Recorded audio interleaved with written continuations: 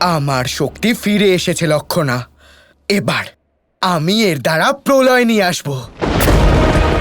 বাবা আমাকে শক্তিহীন করে দিয়েছিলেন না, তাই এবার শুধু আমারই নয়, আমি আমার মায়ের তপবলের শক্তিও প্রয়োগ করব। সব থেকে বড় প্রতিশোধ নেব।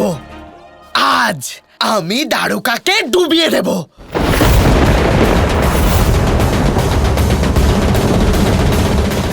কিন্তু আর্য শাম্ব, এটা কিভাবে সম্ভব হবে? যদি বাসুদেব শ্রীকৃষ্ণ দ্বারকাকে জল থেকে প্রকট করতে পারেন, তাহলে ওনার পুত্র ওকে ডোবাতেও পারে। কিন্তু তার আগে আমি সুনিশ্চিত করব যে সংসারের কাছে এই সংবাদ পৌঁছাক যে শুধু আর শুধুমাত্র রাধাই দ্বারকাকে ডুবিয়েছে। কিন্তু আপনি এটা করবেন কি করে?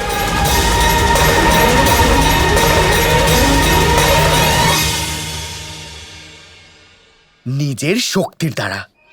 শুধু তুমি দেখতে থাকো লক্ষণা, যে কিভাবে আমি দ্বারকাকে ডুবিয়ে দিই, আর তারপর নিজের লাভের জন্যে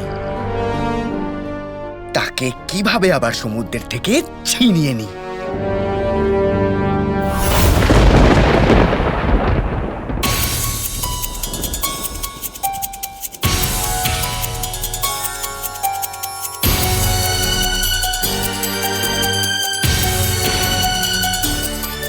ক্রোধবশত অনেক বড় ভুল করে ফেলেছি আমি। বিবাহের মতো এত শুভ দিনে আমি কাউকে হত্যা করলাম কি করে? নিজের রাগের ওপর আপনি কোনোদিনও নিয়ন্ত্রণ করতে পারেন না। সবাই আপনাকে আটকানোর চেষ্টা করেছিল, কিন্তু আপনি তো কারুর কথা শুনলেনই না। দ্বারকার যশ হারিয়ে গেছে।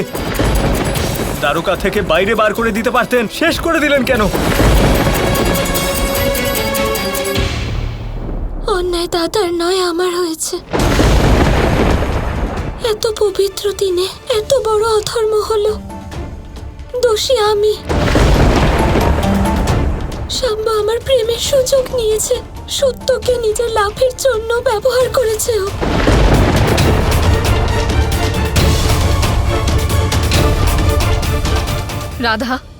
রাধা শাম্ব কৃষ্ণকে মারার চেষ্টা করেছিল। হয়তো আমরা সবাই ওকে বিবাহতে আসার আমন্ত্রণ জানিয়েছিলাম, কিন্তু তুমি ওকে অভিশাপ মুক্ত করে আবার অধর্মের পথে ঠেলে দিলে। একজন আত্মীয়ের মৃত্যু হয়েছে এই বিবাহে, আর তার জন্য দায়ী একমাত্র আপনি। প্রদ্যুম্ন, আমার ভুলের কাছে রাধার ভুল কিছুই নয়। আমার ভুলটা কোনো ভুল নয়, তা হলো মহাপাপ,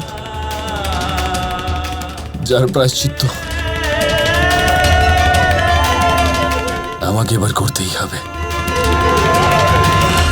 আমার পুত্রের বিবাহে আমার পিতার হত্যা হয়েছে, এর চেয়ে বড় অশুভ ঘটনা কি হতে পারে? আমরা আপনাকে আটকানোর চেষ্টা করেছিলাম যে আপনি শাম্বের চিকিৎসা করবেন না, কিন্তু আপনি শুনলেন না। এইবার তো বাবাও আপনার সঙ্গ দিতে পারবেন না। এই অধর্মের প্রভাব উষা আর অনিরুদ্ধের ভাগ্যে পড়বে। বলুন বাবা, ওরা কি এর অভিশাপ পাবে না?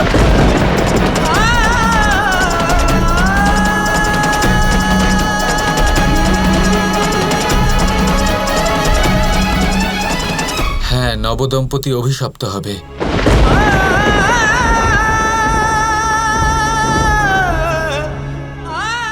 আমি শ্রীরাধাকে কখনো ক্ষমা করব না। আপনি সারা জীবন আমাদের কাছে দোষী হয়ে থাকবেন।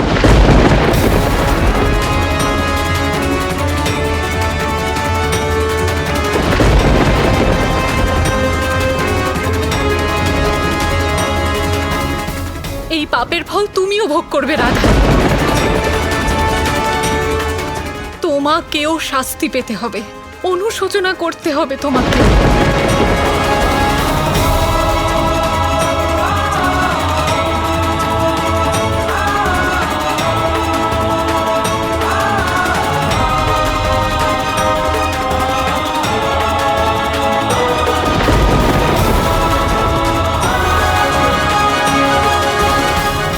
রাধা।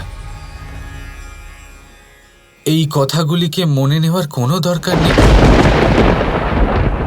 রাধা,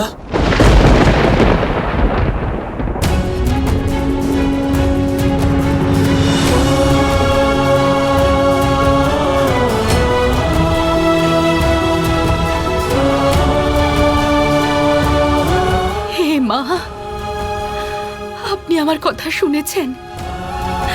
আমার পুত্র সুস্থ হয়ে গেছে মা, আর আমি আপনার থেকে কিচ্ছু চাই না মা।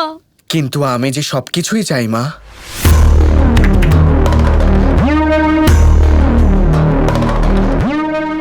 আজ আমি খুব প্রসন্ন হয়েছি। কি চাই তোমার বলো, নিজের প্রাণ পর্যন্ত দিতে পারি আমি তোমাকে। আমি আপনার সমস্ত তপস্যার বল চাই মা। আজ আমি কৃষ্ণের থেকে আরো এগিয়ে যেতে চাই। আজ আমি এমন কিছু করতে চাই যা কেউ কল্পনাও করতে পারবে না। আজকের পর থেকে কেউ সাম্বের থেকে ওর চেতনা কেড়ে নিতে পারবে না। না পুত্র, এরকম অশুভ কথা তুমি বলো না। ঠিক আছে, তুমি যা চাও আমি তোমাকে দেব।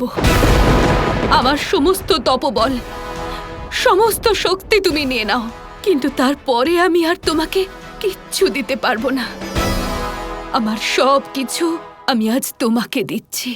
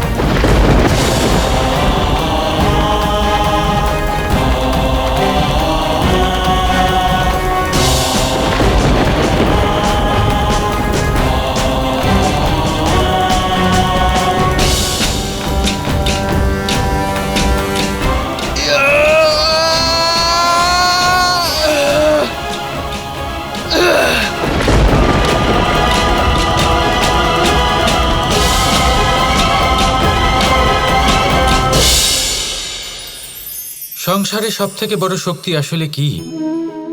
কেউ বলবেন শারীরিক শক্তি, কেউ বলবেন অস্ত্রের শক্তি, কেউ বলবেন জ্ঞানের শক্তি।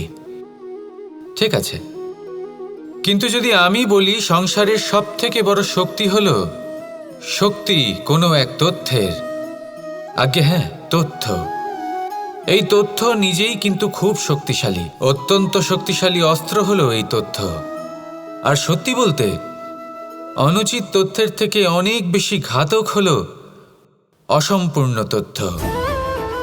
যেরকম আজ শাম্ব রুক্মির সাথে করেছে, ওকে অসম্পূর্ণ তথ্য দিয়েছে, তার ফলে বিনাশ হলো।